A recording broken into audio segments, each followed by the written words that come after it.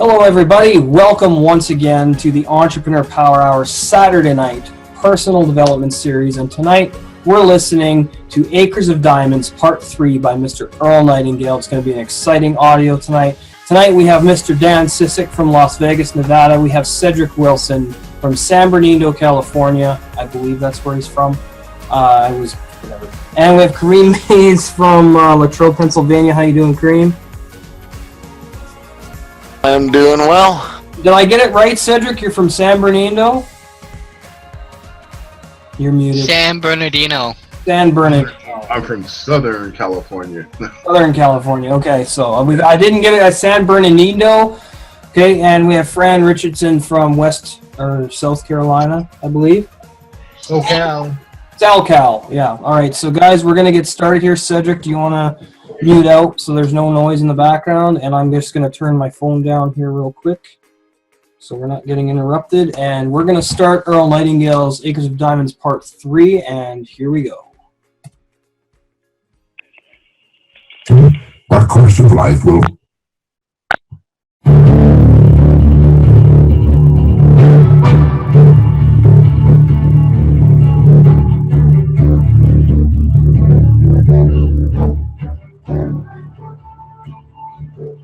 I'm sure you find it as amazing as do the rest of us that the great majority of people have to learn things the hard way. It's only natural to think that if a great discovery were made in a particular generation, all the succeeding generations would know about it and utilize it for their own good. But in many things, such is not the case. It's true with most inventions and discoveries which obviously affect our lives, but it frequently is not true when it comes to the great laws which determine the directions of our individual destinies. In one of the so-called third world countries, a group of laborers was hired to work on a farm. Now, these people came from a small, very remote village where motor vehicles were virtually unknown. They were enjoying the new experience of being transported on the back of a truck when they came to the place where they thought they were supposed to get off.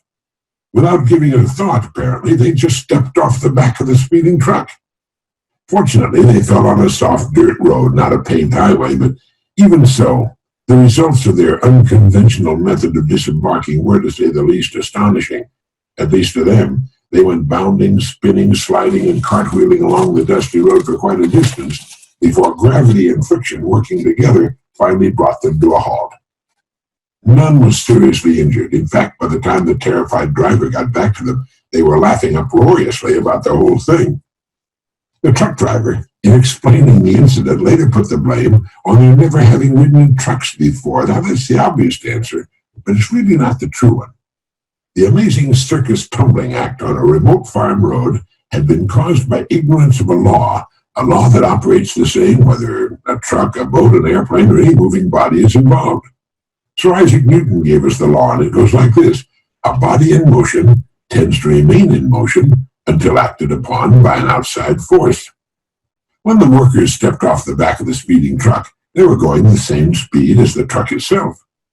The outside force was gravity, which pulled them down to the road, still traveling at the same speed. And, well, you get the idea. They had been hurt, confused, frightened, and turned upside down because they didn't understand the principal law on which everything in the universe operates, the laws of cause and effect. This law has been written thousands of times by the greatest minds the world has produced, and as a result has appeared in many forms. For our purposes, it might best be put this way. Our rewards in life will always match our service. It's another way of saying, as ye sow, so shall ye reap. And it's been written in many ways in every language on earth. Sir Isaac Newton, in promulgating his laws of physics, put this one in this way. For every action, there's an equal and opposite reaction. In saying our rewards in life will always match our service, you'll almost always get general agreement. People will nod their heads and say, yes, that's certainly true. Then they will go their ways and never realize, for the most part, how close they came to a truth so great and all-enveloping that their every thought and action is affected by it. I like to think of this law in the form of a giant apothecary scale, a kind with a cross arm from which hang two bowls on chains. Now, one of the bowls is marked rewards, the other is marked service. Whatever we put into the bowl marked service, the world will match in the bowl marked rewards. How we think, work, talk, and conduct ourselves is what we have to put in the bowl marked service, and the extent and nature of our service will determine our rewards. If any person alive is discontented with his rewards, he needs to examine his service. Action, reaction. As ye sow, so shall ye reap. What you put out will determine what you must get back in return. So simple, so basic, so true, and so misunderstood. If a business is not expanding to the quick and exciting tempo of the times, it must examine its contribution, its service. If a person is unhappy with his income, he must examine and reevaluate his service. Now, whom do we serve? Each of us serves a portion of humanity, and humanity to any given person is the people with whom he or she comes in contact. It's family, friends, neighbors, co-workers, customers, prospects, employer, all those he or she has chosen to serve. Everyone with whom we have any kind of contact is to us humanity, and to the extent that we serve, will our rewards be determined. Never before in the history of the world have human beings been so interdependent. It's as impossible to live without serving others as it would be to live if others were not constantly serving us, and this is good. The more closely knit this interdependence becomes, the greater will be human achievement. We need each other, and we literally cannot live without one another. Every time we strike a match, drink a glass of water, turn on the lights, pick up the phone, drive our car, put on our clothes, take a bath, mow the lawn, go fishing, try making your own fish hook sometime. We're being served by other human beings. Every time you look at your watch, you're being served by a great industry and by efforts of thousands of human beings. We all seek rewards, and we should understand that rewards come in two forms. There are tangible rewards and intangible. That is, rewards include the money we earn, the home we buy, the car we drive, the clothes we wear. But it also includes our happiness, our peace of mind, our inner satisfaction, the people we meet and enjoy. But remember this, whatever it is you seek in the form of rewards, you must first earn in the form of service to others. All attempts to sidestep this law will end in failure, frustration, and, if maintained long enough, ultimate demoralization. We can see this frustration on every side. We can see it in the tense, strained, and nervous faces, in the mountains of tranquilizers which are consumed every day. And we can also see it in the slack, bovine-like faces of those who have found the whole game too complicated and have simply given up, surrendered to the push and pull of circumstances. How much of this do you suppose is due to misunderstanding or ignorance of the simple and wonderful law of nature? It's my belief that a great deal can be traced to this cause. Now, do you understand this law, fully understand it, intellectually and emotionally? If you do, you can chart a wonderful course through life. Just as the field worker stepped off a speeding truck, just as a child will put its fingers in the way of a closing door, just as a speeding driver discovers he's not going to make the curve, how many times have you been confounded because you acted contrary to the rules? Not just the rules of man, but the rules of nature. How many times have you been in the position of the man who sat in front of the empty fireplace and said, "Give me heat, and then I'll give you some wood"?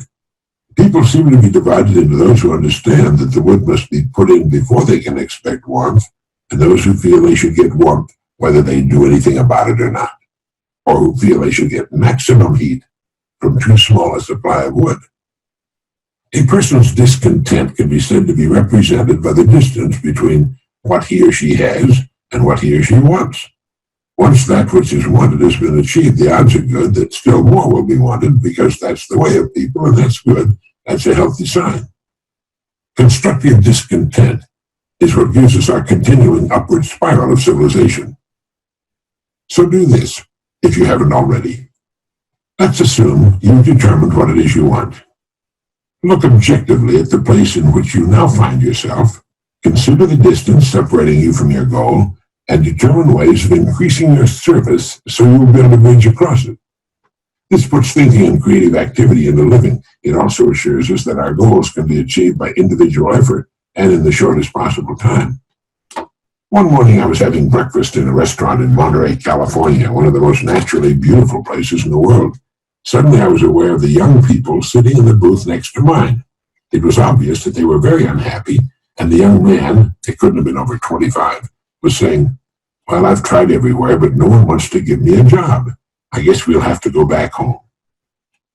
It was apparent from their attitudes that they wanted to live on the Monterey Peninsula, but were about out of money and unable to find a job. But he had said, "Nobody wants to give me a job." He wanted someone to give him something, in this case a job. What might have happened if he had turned the whole idea around? What if he had said instead, "What do I know how to do that will serve some of the people of this beautiful part of the world? Or how can I or we be of value to this community? The people here will be happy to supply us with the living we need if we can think of some way to serve them." If we can think of some way to serve them. What do they need or want that we can supply? Do they need a handyman, a first-class housekeeper, or both? Can we wash and wax cars right in their driveways, detail them so that they look like showroom display models? Let's buy a pad of paper and a ballpoint pen and start thinking of all the things we can do to earn a living here. It'll give us time to think of other ways, more profitable ways.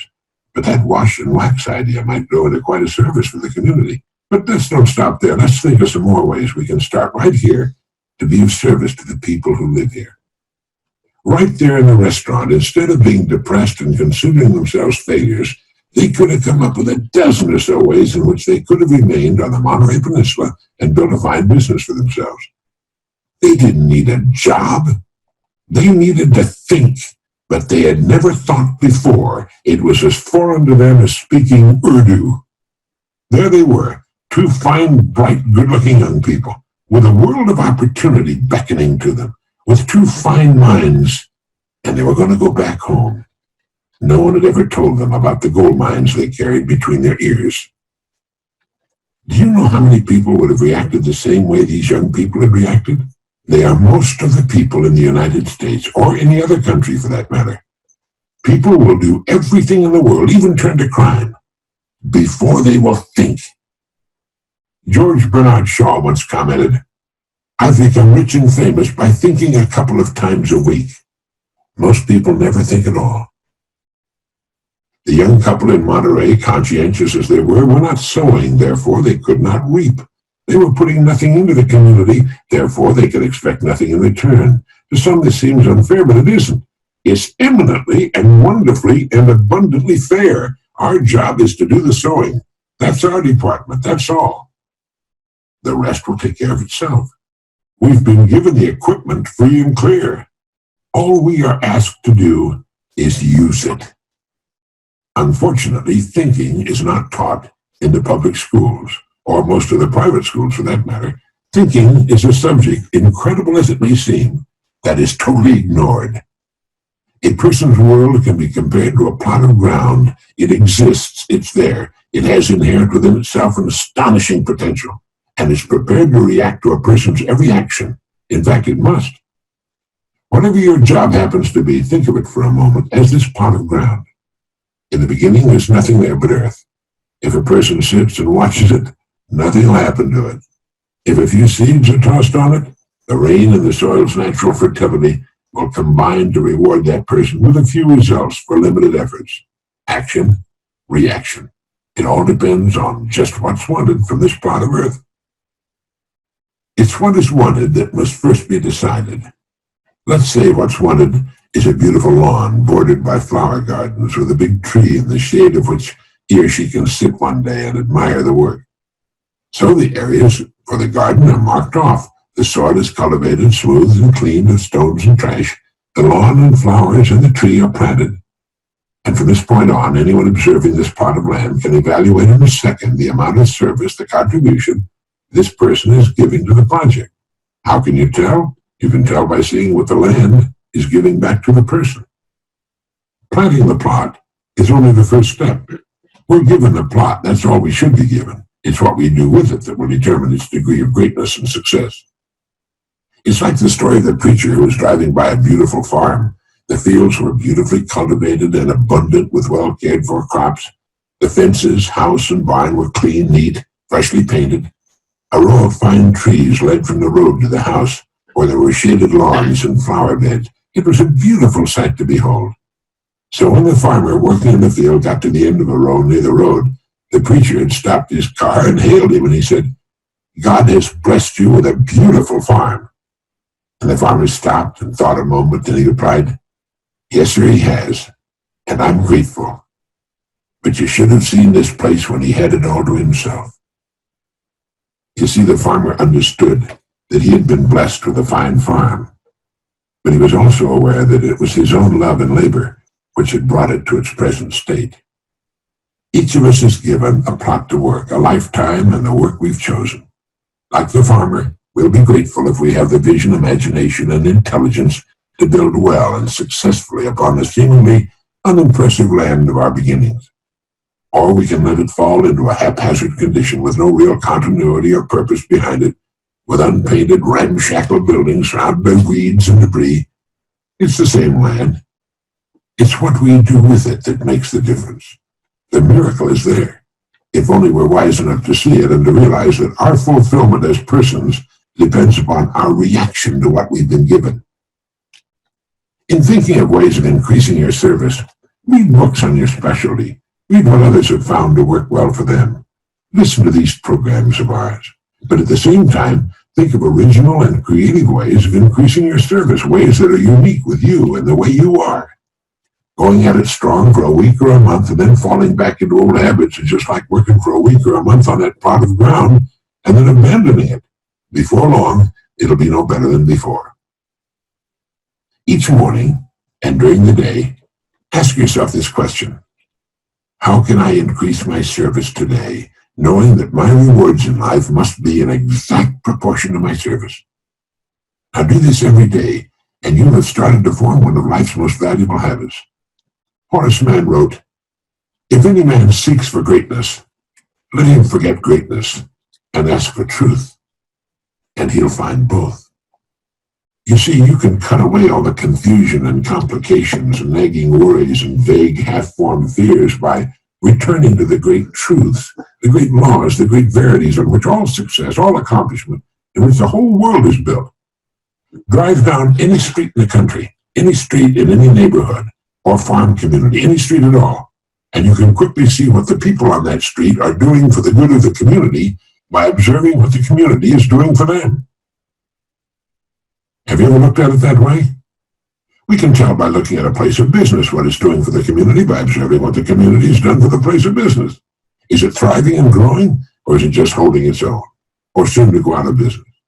Whatever the situation, it's a reflection of its service, how well its service, whatever it may be, is being accepted by the people.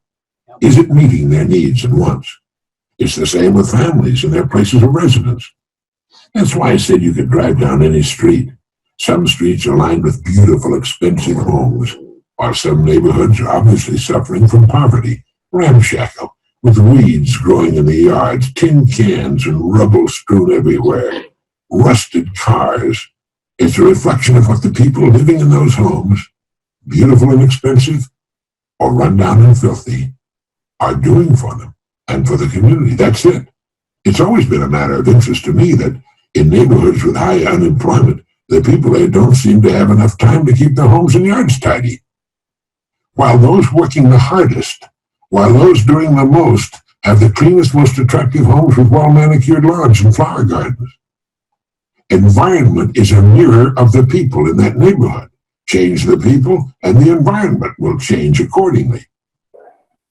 It reminds me of the old saying, "What you are speaks so loudly, I can't hear what you're saying." One day, a man was watching a professional football game on television. His 5-year-old son kept bothering him, so he took a page of the Sunday paper with a full-page airline ad on it showing a picture of the world, the planet Earth as seen from space. He tore the page up into a dozen pieces and gave them to his son. He said, "Here, put this together with this cellophane tape and show Daddy how smart you are." Then he went back to watching his football game. Well, in a surprisingly short time, the youngster had the picture all taped back together. It wasn't very neat, but it was a very good job indeed for one so young. "Hey, that's amazing," the father said. How did you put that world together so quickly? And the little boy said, there was a picture of a man on the other side. I just put the man together, and then the world was all together. The youngster was no doubt surprised by the big warm hug he got. That's right, son, the father said. When the man's all together, his world is all together too. Being together is understanding how things work. Working hard won't do it. That isn't enough. We have to work intelligently. How often have we heard someone say, my father worked hard all his life but never had anything to show for it? It's another way of saying, my father, may he rest in peace, never quite figured out how things work. He worked hard all his life, but it was a job with very limited service. Or in another case, it goes like this. My father was a very bright person, but he kept jumping from one thing to another. He was always looking for the pot of gold at the end of the rainbow, but he never stayed with one thing long enough to work it out. Succeeding takes time. It takes dedication, 100% commitment and creative thought. We must keep asking ourselves, how can I broaden my service and by so doing, increase my harvest, my rewards? All right, how can we correct the situation? William James gave us the answer.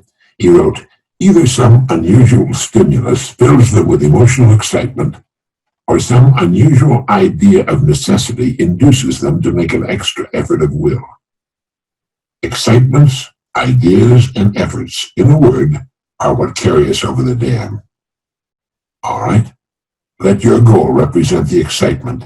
Your ideas and efforts will weigh down the service end of the scale, and the rewards must and will follow.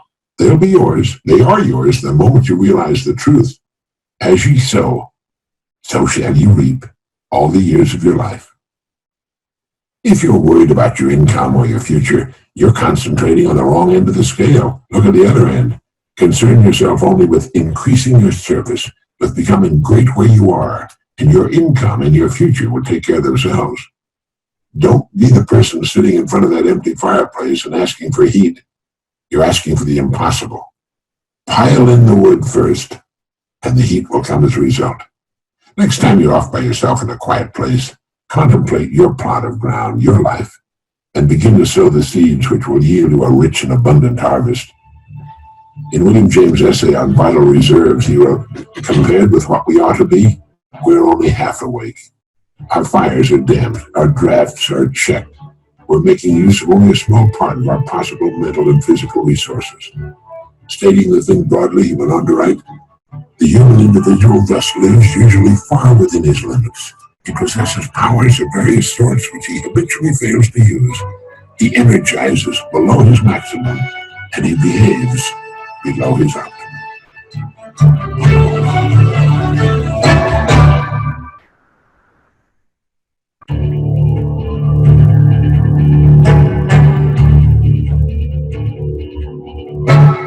It is our intention that each of these messages be built upon a major principle, one of the great ideas which automatically produces the results we seek.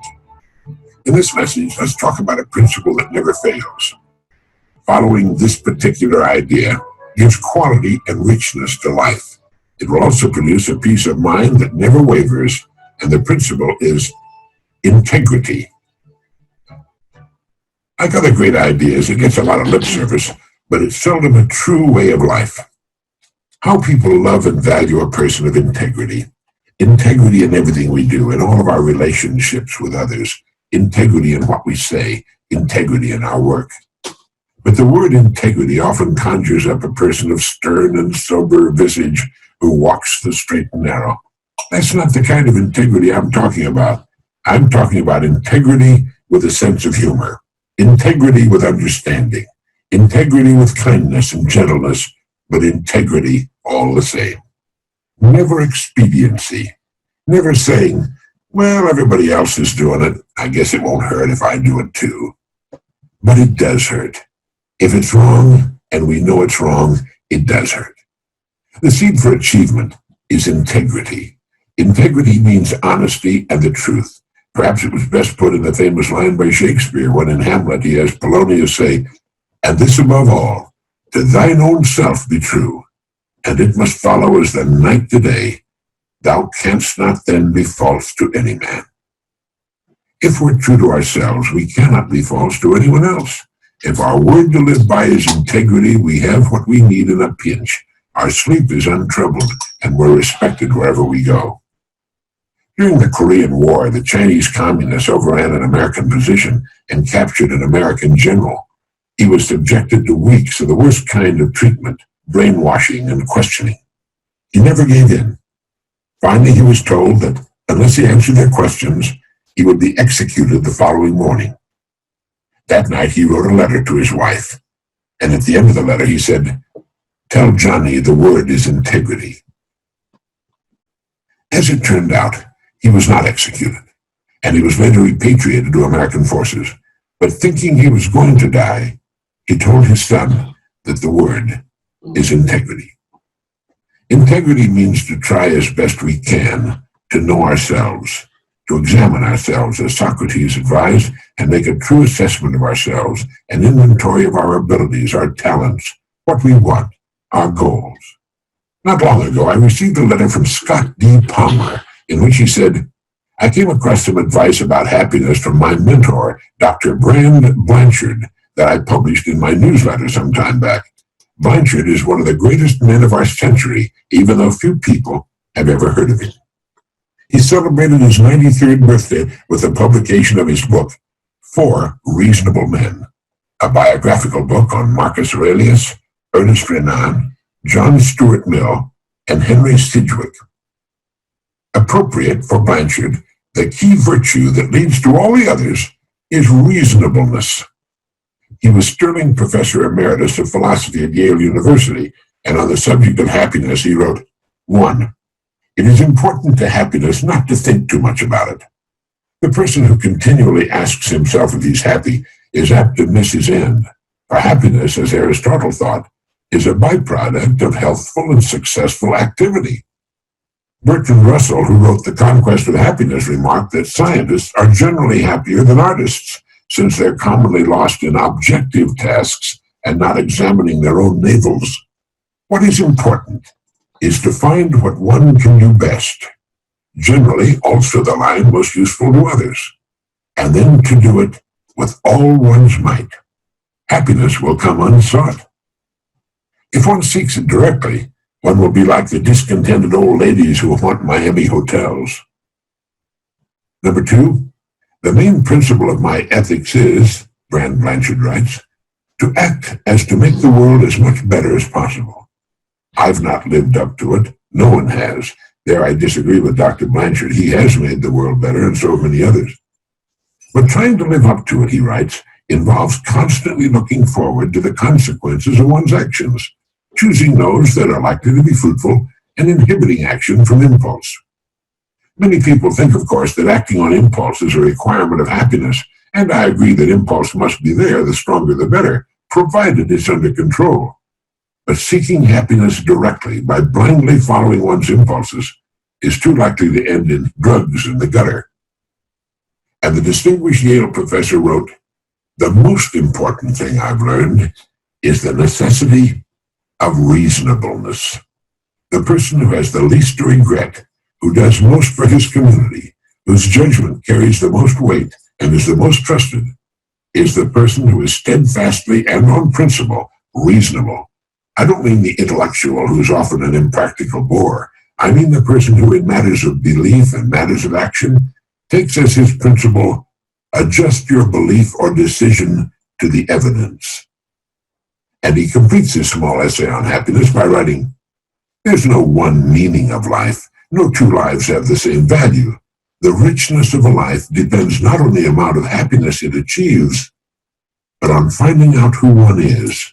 That is, about one's unique combination of powers, and then discovering through experiment and reflection what course of life will fulfill those powers most completely. End of quote. You'll never get better advice.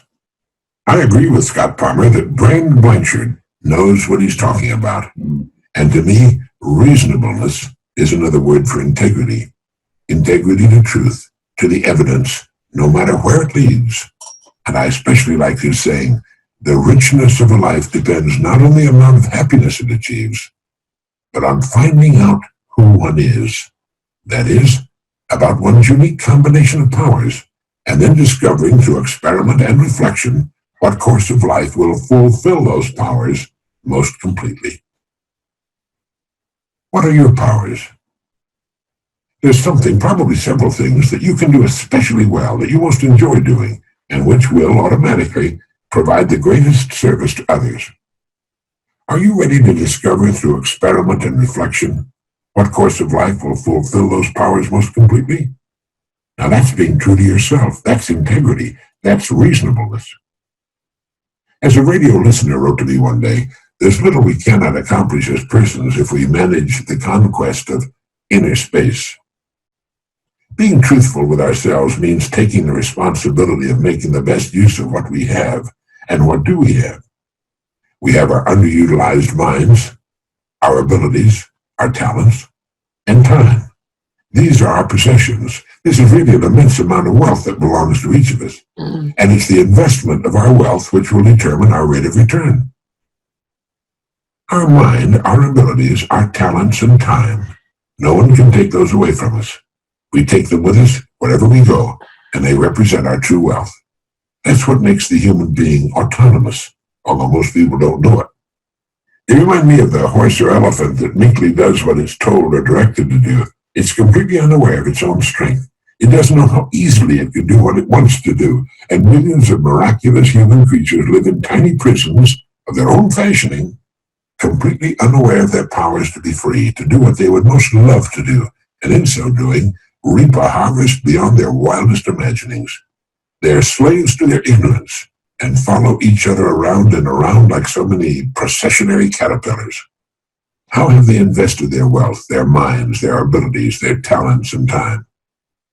They're not even aware of it. As with the ownership of wealth of any kind, it's left to us to decide what use we'll make of it. We can squander it until it's gone, spend it in a helter-skelter, hit-or-miss fashion without much purpose or meaning. Or we can invest it with intelligence and purpose and receive an abundant return, a return which will more than provide for our families all the years of our lives. The choice is ours, and it's here that integrity comes into the picture, for we're the only ones from whom we can steal time, talent, ability, and the use of our minds. It's making the best use of what we have, what we are, in the time that's been granted us. Sound simple? Well, truth is always simple and uncomplicated. As soon as we properly invest our true wealth, we place ourselves above competition. We're no longer competing, we're creating. We're understanding something that the great majority of people have never known. Here is the foundation upon which every great career has been built in every field. So invest in that yellow legal pad and a few ballpoint pens, and in your own best quiet time, start making notes. Here are some givens in the success department. Success has nothing at all to do with the size of the brain.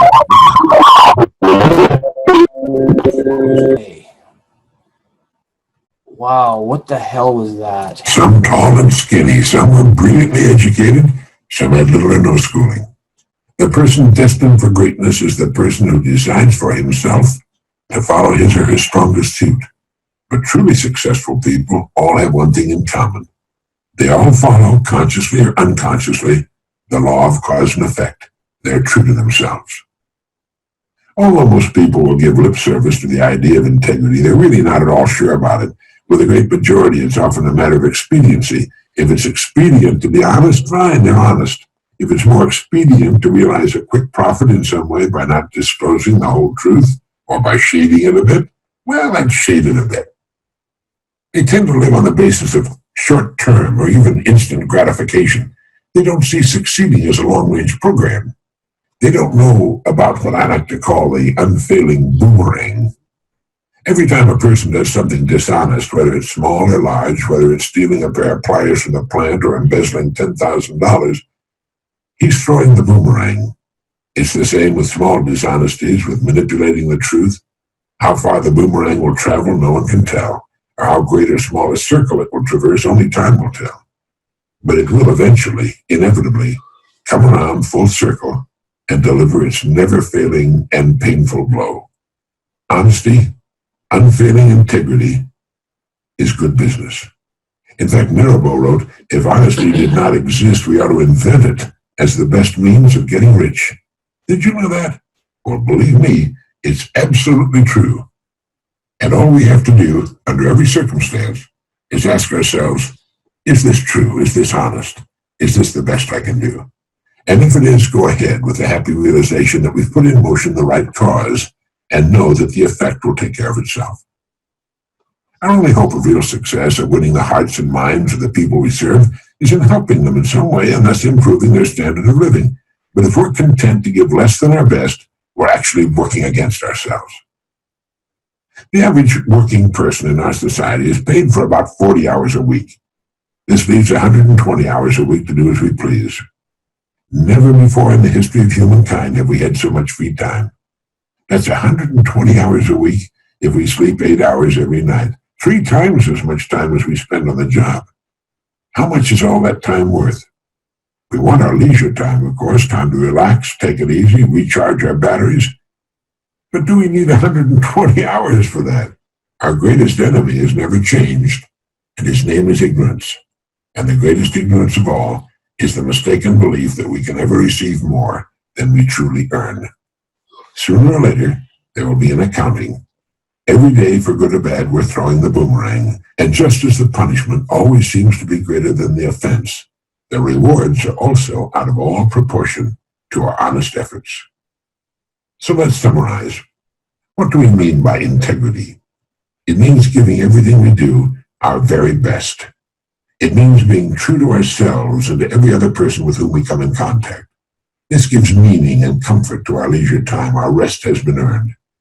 We know we'll move ahead toward our goals simply because we become remarkable people. We cannot go unnoticed. The person of integrity is always needed in every undertaking. It means the willingness to keep an open mind, to look for truth wherever it leads, all the years of our lives, to check things out for ourselves, to weigh what others tell us and make our own judgments. It's knowing that there's always a better way to do everything, and then a better way still to do that. It's looking for that better way in everything we do. It's realizing that the person who does not read is no better off than the person who cannot read, and that a person who does not continue to learn and grow as a person is no better off than one who cannot. It means that we must walk with integrity every day of our lives if we're to truly reap the abundant harvest all the years of our lives. It's realizing that the greatest joy a human being can experience is the joy of accomplishment. Remember to think of your life as that plot of rich soil waiting to be seeded. It can only return to you that which you sow. And what do you have to sow? You have great wealth. You have a mind that you can think. You have many abilities. You have talents that you still may not have explored. And you have time. Time which cannot be saved, stopped, nor held back for a second.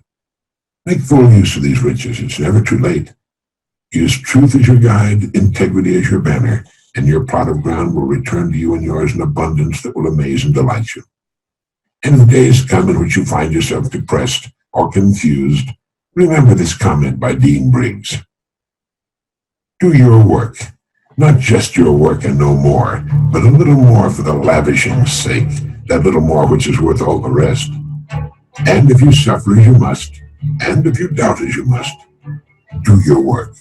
Put your heart into it and the sky will clear. And then out of your very doubt and suffering will be born the supreme joy of life.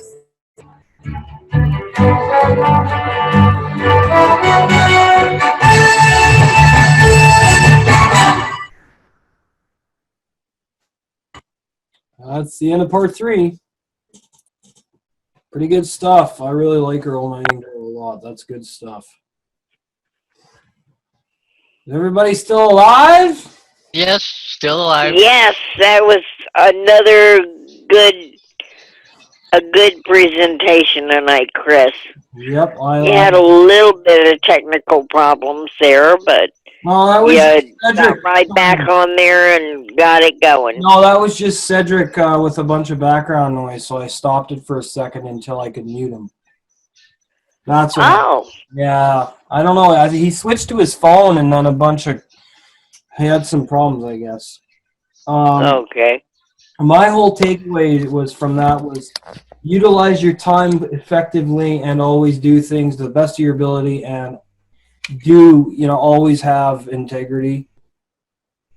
Do what you say you do, be what you say you are, and serve others as much as you can and get better constantly. That's what I took away from it. And the takeaway I took out of it was when he was talking about the service and servicing others, but he was also talking about like the elephants and stuff with the master and stuff, how they do what they were told, and he was doing it in conjunction with like those of us that have to work right now as we're building our businesses and our dreams and stuff to get out of that, but how they do what they're told, not realizing how big they are and the strength they have, and that they could turn around and if they really want, like an elephant, could pick a guy up and just, smash him on the ground or something, or step on him and and how by somebody, teaching them and training them and telling them what to do, how they can get them to lift tons of things, big, huge things and carry them around for them, or this or that or whatever, or give people rides, on their back and stuff. And it kind of made me look at myself that just because maybe I look at myself as this, but there's so much more potential in me, and that I do have strengths. I do have, gifts. I do have things that are needed and wanted out there and that people need, and that by sharing it and servicing others and giving them that, therefore I am providing that service, and then going into the integrity and everything, being honest and true to myself so I can be honest and true to them with what I'm providing. I will reap the rewards back however many fold by being that way. Yep. I think a lot of it speaks about not being afraid to step out of the crowd too, doing what you want to do and not following the tireless drifters who don't use what's between their ears. Yeah. Kareem, what's up, buddy? The takeaways I had from it was that if you're going to go on a specific path... We've got background noise. I can't hear you guys. Where's it coming from? I don't know what that would be. I just plugged my headset in so everyone could hear me better. That's it. I don't hear it anymore. No, it stopped now. It stopped. Yeah, and Cedric's back. His phone keeps freezing. He should be using his computer. Go ahead, Kareem. You were saying? Yeah, if I'm going to take a specific path to walk, and I'm going to let someone boss me around, or I'm going to let somebody tell me that I don't have the capabilities, then I need to stand up just like that elephant and say, no, I have the power, I have anything at my disposal I'm going to use to figure out how I'm going to realize my dream and what I'm going to do to make it an actual thing. Yeah, makes a lot of sense to me. Yeah, when you step out of the crowd, people look at you funny. Because there were a couple people like, oh no, do this to the site, wait to launch it, do that, do this. I'm like, no. You know what? You can say, you have some... Now I hear it. Where is that coming from? I don't know. How many times have we had the discussion, do you need to wait for something to be 100% perfect? No. To get it out there, or just do it and get it out there? It can be corrected later or modified. I think our site is good the way it is. I don't want anything changed about it. I think there was I agree. I agree. It's perfect. There was a... You could always add to it later if there's something that comes up that you think will perfect it or add to it. You can always add it, but go ahead and publish it. Yeah.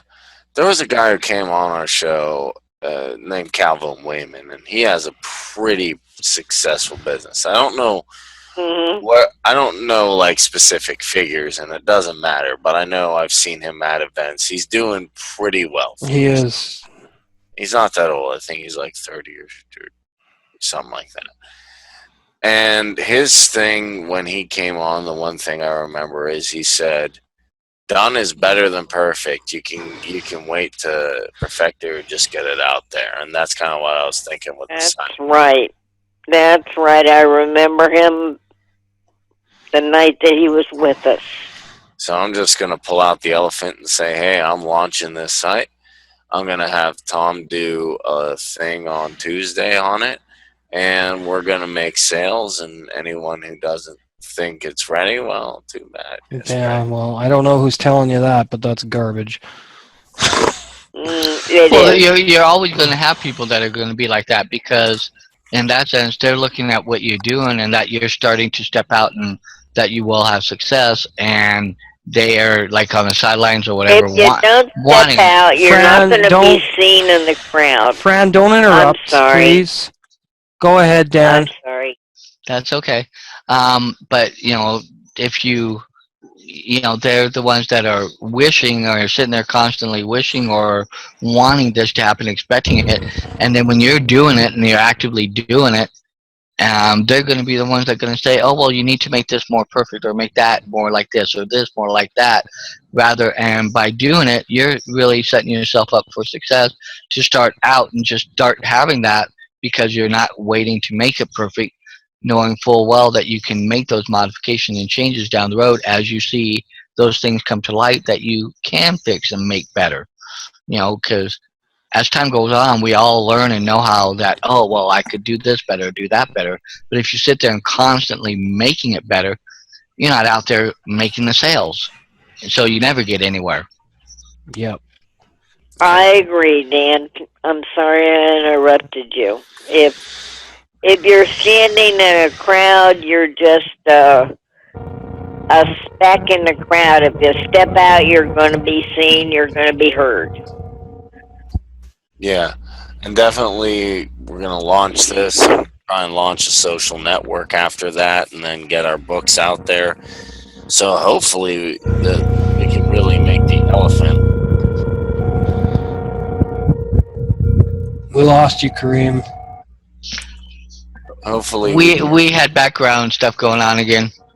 Yeah, hopefully we can really make the elephant that he's talking about to life on the internet by creating first this site. We'll have services, we'll have memorabilia, we'll get our books out there, we'll get software services and a social network, and with all that, I don't see how we can succeed. And videos, video show. You come a long way, kiddo. I'm just A long way. trying to see if it's my microphone, but I turned the volume down. Hold on. Yeah, my microphone's not that loud. It's automatically adjusting. Yeah, who said we needed to change the site? Bruce? Whatever. I forget. When he's a millionaire, we'll listen to him. Till then, forget it. That's the way I look at it. Let's listen to people that actually have success and actually have done it. There are a lot of millionaires that you can't listen to either. It's just dumb luck. I'm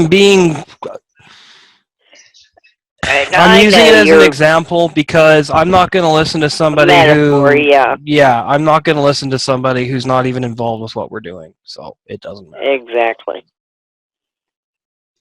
I gotta get going, you guys. I've gotta do some other stuff and take care of some stuff. Sorry. Cool. With us starting a little late, I had made plans, and so that's fine. You have a great night, man. I will hopefully see you guys on Tuesday. Yes, you will for sure. We'll be inviting you. Okay. Okay. Bye-bye. Later. I'm gonna stop the recording now. Thank you to Dan Sissik, Cedric Wilson, Fran, and Kareem for being here, and we will see you Tuesday night. For the Entrepreneur Power Hour, we're doing a special presentation for the launch of our new Shopify site, and Tom Clark will be here doing the presenting, and it's going to be great. So we'll see you on Tuesday.